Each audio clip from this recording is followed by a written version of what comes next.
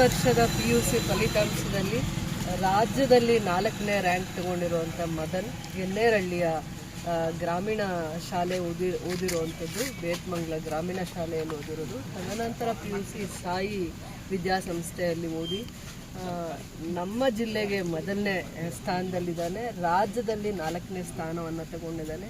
ಗ್ರಾಮೀಣ ಪ್ರೌಢಶಾಲೆಯಲ್ಲಿ ಓದಿರುವಂಥ ಮಕ್ಕಳು ಕೂಡ ಈ ರೀತಿಯ ಅಂಕಗಳನ್ನು ಗಳಿಸಿರೋದನ್ನು ನಾನು ಅಭಿನಂದಿಸ್ತೀನಿ.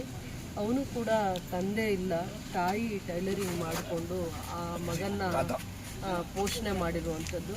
ಅವನಿಗೆ ಯಾರು ಪ್ರೇರಣೆ ಅಂದರೆ ತನ್ನ ತಾಯಿನೇ ಪ್ರೇರಣೆ ಅಂತ ಹೇಳ್ತೀನಿ. ಮತ್ತು ಯಾವ ಶಾಲೆ ಶಿಕ್ಷಣ ಕೊಟ್ಟಿದೆ, ಆದ್ಯತೆ ಕೊಟ್ಟಿದೆ, ಆ ಮಗುವಿನಲ್ಲಿರುವಂಥ ಪ್ರತಿಭೆನ ಹುಡುಕಿದೆ, ಇಂಥ ಒಂದು ಗ್ರಾಮೀಣ ಪ್ರತಿಭೆಗಳನ್ನ ಹುಡುಕಿ ಪ್ರೋತ್ಸಾಹ ಕೊಟ್ಟಿದ್ದಾರೆ.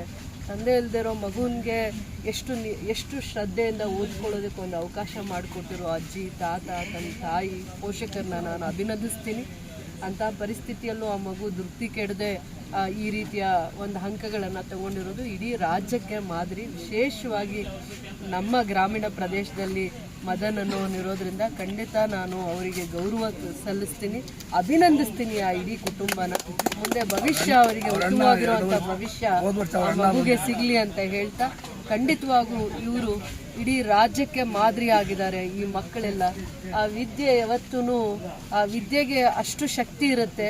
ಆ ವಿದ್ಯೆನ ಯಾರು ಅಂದರೆ ಗಮನ ಹರಿಸಿ ವಿದ್ಯಾಭ್ಯಾಸ ಮಾಡ್ತಾರೆ, ಯಾವತ್ತೂ ಅವ್ರ ಹಿಂದೆ ನಿಲ್ಲುತ್ತೆ. ವಿದ್ಯೆ ಒಂದಿನ ಅವ್ರಿಗೆ ಗೌರವ ತಂದುಕೊಡುತ್ತೆ ಅನ್ನುವಂಥದ್ರಲ್ಲಿ ಆ ಹುಡುಗನ ಪರಿಶ್ರಮ ಇವತ್ತು ಇಡೀ ರಾಜ್ಯಕ್ಕೆ ಅವನು 4ನೇ ರ್ಯಾಂಕನ್ನು ಪಡೆದಿದ್ದಾನೆ ಅಂತ ಹೇಳ್ತೀನಿ. ಹೆಮ್ಮೆ ಇದೆ. ನಮ್ಮ ಹೆಮ್ಮೆಯ ಪುತ್ರ, KGFಗೆ ಹೆಮ್ಮೆಯ ಪುತ್ರ ಅಂತ ನಾನು ಹೇಳಕ್ಕೆ ಇಷ್ಟಪಡ್ತೀನಿ.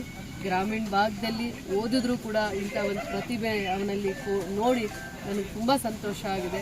ಇದು ನಾವು ತುಂಬ ನೋಡಬೇಕಾಗಿರುವಂಥದ್ದು. ಗ್ರಾಮೀಣ ಪ್ರದೇಶದಲ್ಲಿ ಮಕ್ಕಳು ಇಂಥ ಪ್ರತಿಭೆ ಇದ್ದಾರಲ್ಲ, ಇವ್ರನ್ನ ಗುರ್ತಿಸೋ ಅಂಥವ್ರು ಆಗಬೇಕು. ನಾವು ವಿದ್ಯಾಸಕ್ಕೆ ಆ ಮಗುಗೆ ಮದನ್ಗೆ ಖಂಡಿತ ನನ್ನ ಸಹಕಾರ ಇರುತ್ತೆ.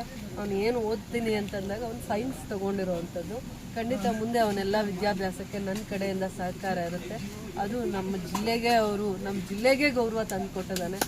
ನಮ್ಮ KGF ಹೆಮ್ಮೆಯ ಪುತ್ರ ಅಂತ ನಾನು ಹೇಳಕ್ಕೆ ಇಷ್ಟಪಡ್ತೀನಿ.